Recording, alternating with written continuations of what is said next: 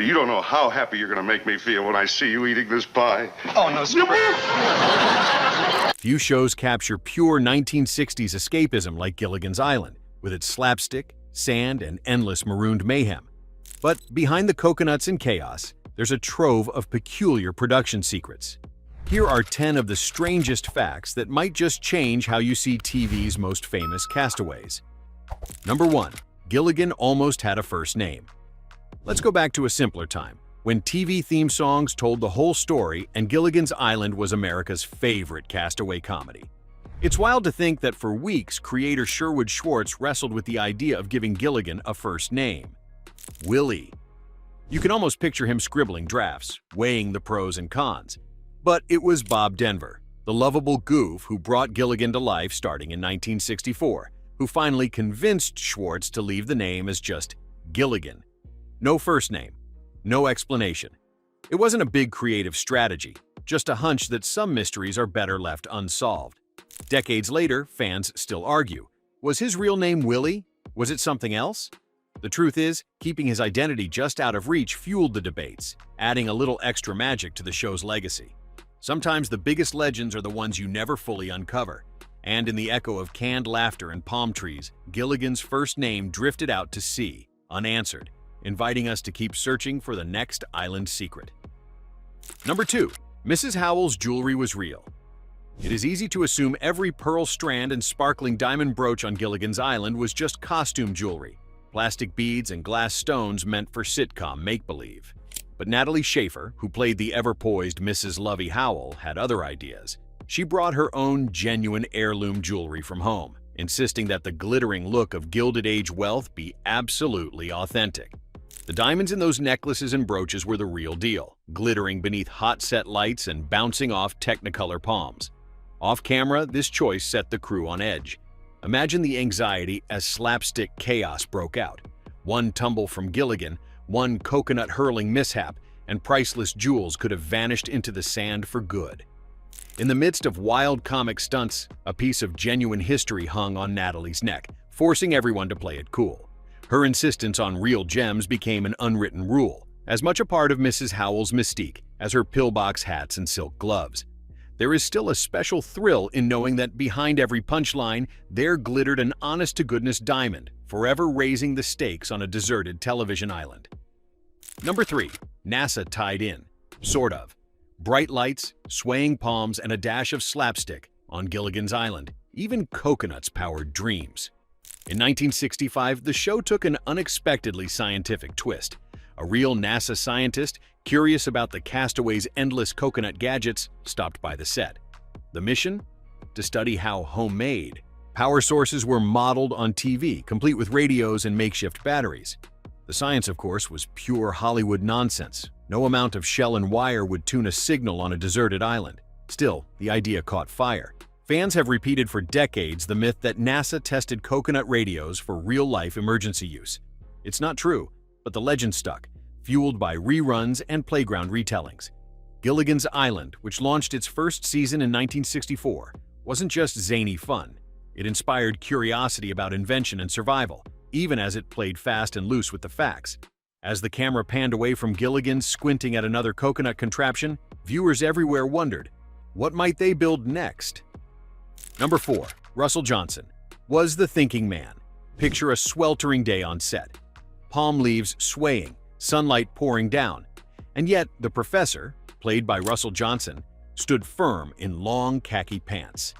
Unlike his goofy shipmates, Johnson never wore shorts throughout all 3 seasons of Gilligan's Island, starting in 1964.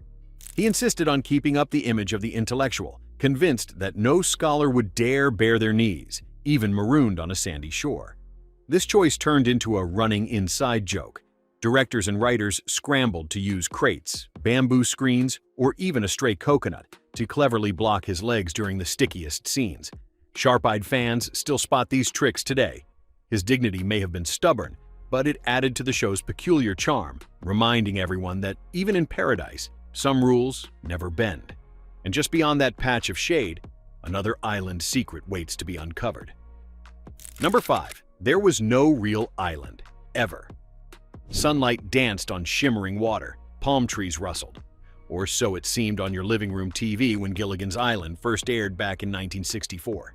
But the truth, there was no island at all, just a carefully crafted illusion built on the CBS lot in Studio City, California. The castaways' sandy beaches? Those were nothing more than heaps of colored sand, raked smooth each morning, and the lush greenery swaying in the breeze was mostly plastic, wired into place by patient set designers.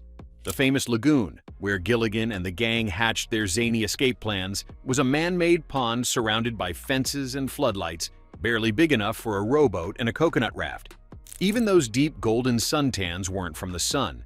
They came courtesy of sticky orange makeup, slathered on under punishing 100-degree stage lights that could wilt a palm frond in an hour. Yet to millions watching each week, it felt like paradise. Magic like this is rare, spun from pure TV ingenuity, and it's just one example of how make-believe shaped our favorite old shows. Let's pause for a second. Did you ever believe the castaways were really stranded? Which TV set or fake location felt realest to you? Share some behind-the-scenes tricks you loved or fell for when you were a kid. Number 6. The theme song changed lyrics. Once, the airwaves brought you the cheery melody of Gilligan's Island. But did you ever notice who got left out? In the very first episodes that aired in 1964, the catchy opening theme never mentioned the professor or Mary Ann by name. Instead, they were lumped in as the rest, barely a lyrical afterthought while the skipper, Gilligan, and the others got their moment in the sun. Fans noticed the slight right away. CBS was soon flooded with letters from devoted viewers asking why the song snubbed two castaways. The uproar was impossible to ignore. Before the first season had even wrapped, producers and composer Sherwood Schwartz responded with a lyrical rewrite. The theme now included both the professor, played by Russell Johnson, and Mary Ann, played by Dawn Wells. This quick fix didn't just make the cast happy. It changed the standard for sitcom intros, turning a simple jingle into one of television's most beloved ensemble roll calls. Next time you hum along, remember, sometimes TV history changes with just a few extra notes. Number 7. The skipper injured himself. Badly. Picture the skipper's booming laughter and larger-than-life presence striding across the sandy sets of Gilligan's Island. What you never saw was Alan Hale Jr., the man in that legendary captain's hat, quietly nursing a broken arm. It happened during filming back in 1964, a split-second accident as he swung between the SS Minnow and the dock.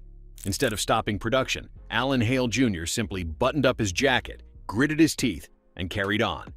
For several episodes, the skipper's broad gestures and hearty slaps concealed a very real pain. Not even the crew caught on at first, his resilience hidden beneath a layer of slapstick and island banter. That classic chesty laugh you remember took on a whole new meaning, forged through old-school grit and a sense of duty to the cast. That's the sort of off-camera secret that proves just how tough life could be, even in paradise. As the laugh track faded and the waves lapped, the skipper soldiered forward, always ready for the next misadventure. Number 8. The radio wasn't props only. Flip through any episode of Gilligan's Island from 1964, and you'll spot that iconic bamboo radio propped up between the castaways. Here's the real kicker. That radio wasn't just a stage prop. On the soundstage at CBS Studios, the radio actually worked. During long shooting days, Bob Denver and the rest of the cast would fire it up, tuning in real broadcasts while lounging between takes. For years, the ever-charged radio puzzled kids and adults alike. Viewers wrote letters demanding answers about its endless batteries, an enduring mystery the writers cheekily leaned into. But the radio wasn't just window dressing or a running joke. Writers used it as a secret doorway, letting news alerts and dance music sail right onto the island, cleverly introducing new plot lines or giving the gang a taste of home. It was campy fun and a sly commentary on the intrusion of the real world, even when you're supposedly stranded. Next time you hear the jingle of that radio dial, remember, a little music can fill even the loneliest island with possibility. Number 9. There was an alternate pilot. Before the world knew Gilligan, the skipper, and the rest of the quirky castaways, Gilligan's Island could have looked very different. The original pilot, filmed in late 1963, featured unfamiliar faces, two secretaries named Bunny and Ginger Grant, along with a high school science teacher, none of whom survived the rewrite into TV history. The unforgettable professor and glamorous Ginger we grew to love were nowhere in sight. Instead, a very different group was stranded on that infamous 3-hour tour. But CBS executives weren't convinced. They demanded a full overhaul. Characters were recast, the script was rewritten, and Dawn Wells' Mary Ann and Tina Louise's show-stopping Ginger finally took their rightful places. That unaired pilot remained locked away until sneak peeks and DVD releases years later. It's a wild thought. A different crew could have changed the entire vibe of this 1964 comedy classic. Sometimes TV magic happens in the editing bay, and the version that survives is the one with just the right castaways coming ashore. Next up, let's dig into more hidden gems from this castaway comedy. Number 10. The lagoon wasn't remote at all. You remember those sweeping shots of Gilligan and his castaway crew, marooned in a tropical paradise with nothing but palm trees and sand for miles.